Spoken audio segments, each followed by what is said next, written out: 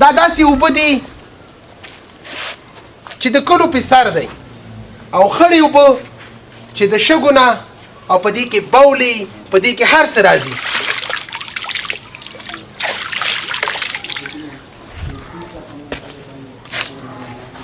د یاد ماجد د صحیح اوبو ستونزه بے حدا گناہگار یم مغفرت غواړم لتانا زبندگی بے واسا درتا سوال کوم سبحانا درتا سوال کوم سبحانا ډیر بے حد. السلام علیکم ورحمت الله وبرکاتو. زما او د ستا کور نه ښایسته کور د الله تعالی کور دی. زما او ستا ځمکې نه ښایسته ځمکه د الله تعالی مسجد شریف ځمکه ده. یاد دې ته راغلي یو ستړي مه شي به وکړو. سبحانا درتا سوال کوم سبحانا ترحیم یې ترحمان یې تبخونکی مهربان یې ترحیم یې ترحمان یې تبخونکی مهربان یې. السلام علیکم ورحمت الله وبرکاتو. یو ځل بیا یاد ځای د دنیا په سطح پاک ځای د مسجد ځمکه ده.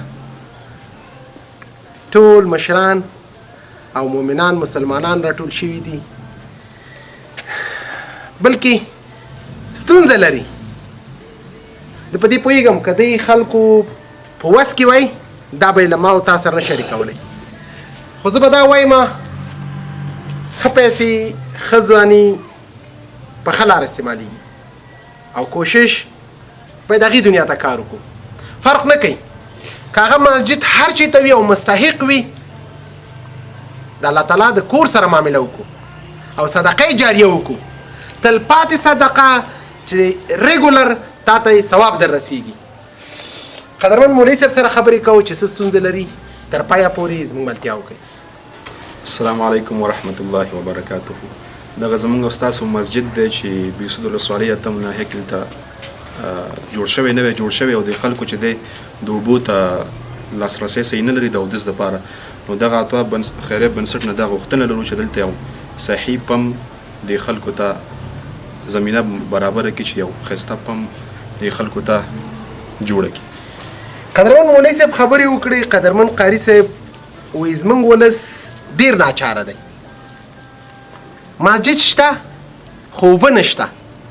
مسجد شته مؤمنان راځي مسجد ته چې کله ګوري اوبه هغسې اوبه چې خړې اوبه هغه اوبو کې نه اودس کېږي او نه دسکلي دي. دا داسې اوبه دي چې د کلو په سر دی او خړې اوبه چې د شګو نه او په دې کې بولي په دې کې هر څه راځي.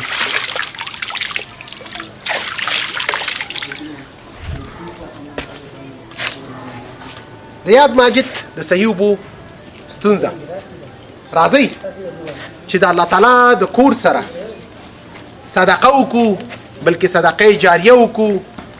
2 ورځې ژوند دی، کله نه چې مرګ را رسیږي د هغې دپاره پوره تیاری وکړو. انشاءالله دې دپاره د صحیح اوبو بور ساکندنې ماشین راوړو. تر پایه پورې زموږ ملتیا وکړئ.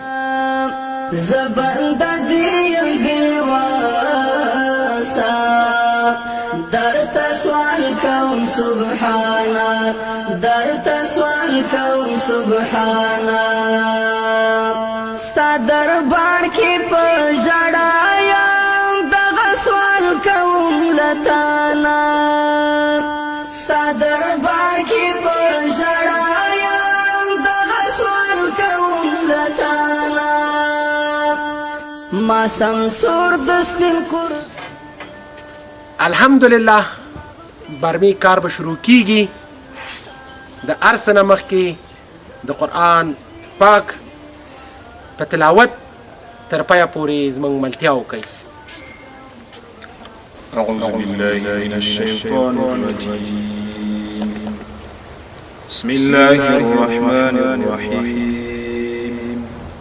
وما أدراك ما يوم الدين ثم ما أدراك ما يوم الدين يوم لا تملك نفس لنفس شيئا والأمر يومئذ لله سبحان ربك رب العزة عما يصفون وسلام على المرسلين والحمد لله رب العالمين. دعوك الحمد لله رب العالمين والعاقبة للمتقين والصلاة والسلام على محمد وعلى آله وصحبه أجمعين.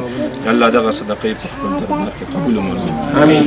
يلا صوابتي وطوبة آمين. يلا دغ صدقاتي فقبل دربك قبول مرزوق آمين. ديب وزي الله لس چند زر چند ورته يلا بدليك دنيا واخرت يلا ورته يلا ابو بصر ورته نصيب امين.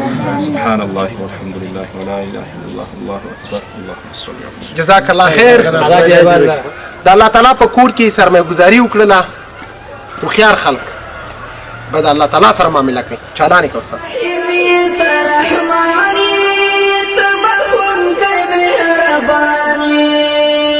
رب تیرات معاف کړي که هر څه شوي لمانا زبند دې بېواسا